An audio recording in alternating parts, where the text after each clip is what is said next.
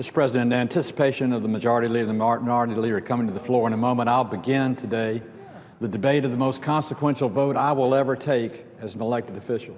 Certainly in my 41 years of public service, I've never had a decision to make as serious, as complex, and as meaningful as the decision we'll make on the Iran nuclear deal negotiated by the administration and the President. I rise in my opposition to that agreement and to explain why I will vote against it.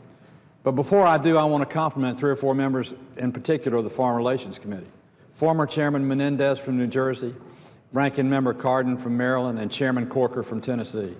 Throughout the entire debate on the Iran nuclear deal, they have been forthright in being sure everybody got every question they wanted answered, that every issue was exposed, and that everybody had the time to participate to the fullest degree possible.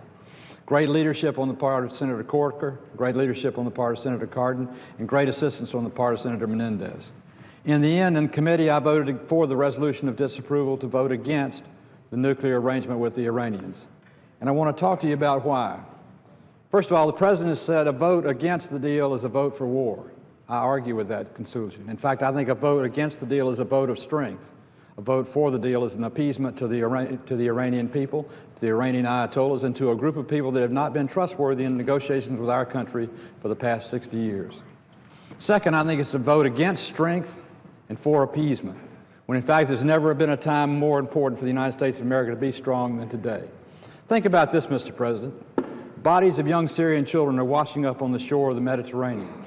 The Russians have established a beachhead in Crimea, the Ukraine, and now in the Arctic.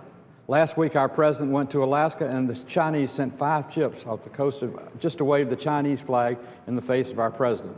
Our diplomacy around the world is faltering and failing because we're not resolved. We're not as strong as we used to be. Diplomatically, we're not respected, and militarily, we're not feared. It is time we made sure that the vote we cast on this Iranian nuclear deal is not a vote that sends another signal of weakness, but instead a signal of strength. Now, why am I voting against the Iranian nuclear deal? There are 5 principal reasons. Number 1 is the basis upon which I voted for the New START treaty 5 years ago. When I voted for that treaty, I was on the Foreign Relations Committee as well, and the questions I asked at that time were the same questions I'm asking now about what's not a treaty, but I think it's a treaty, but what the President's called an agreement. Number 1, is it enforceable? Number 2, do we have inspections? Number 3, do we have credibility? Number 4, have I seen all the documents? And number 5, is it best for my children and grandchildren and the future of my country? First, I haven't seen all the documents, and we've now found out we never will see all of them because the addendums for the IAEA will not be available to us as members of the Senate. That's number 1. Number 2, can we have inspections? Well, yes, you can have inspections, kind of or sort of. Yes, you get 24 hours notice, and then you get 24 days to approve, and then the Iranians have say over who gets to inspect, and we don't have a part of that. That's not a fair deal. When I voted for the New START treaty, the principal reason I finally did was this. Russians were allowed in the United States to inspect our nuclear warheads. We were allowed in Russia to inspect theirs.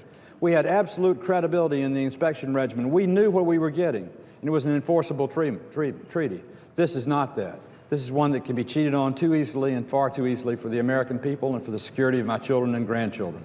And what about my children and grandchildren? Why are they of interest to me in this vote? They are because they're our future, the future of all mankind and the young people today who will run these countries in the years ahead, unless there's a rogue nation with nuclear weapons that could disrupt the world balance of power.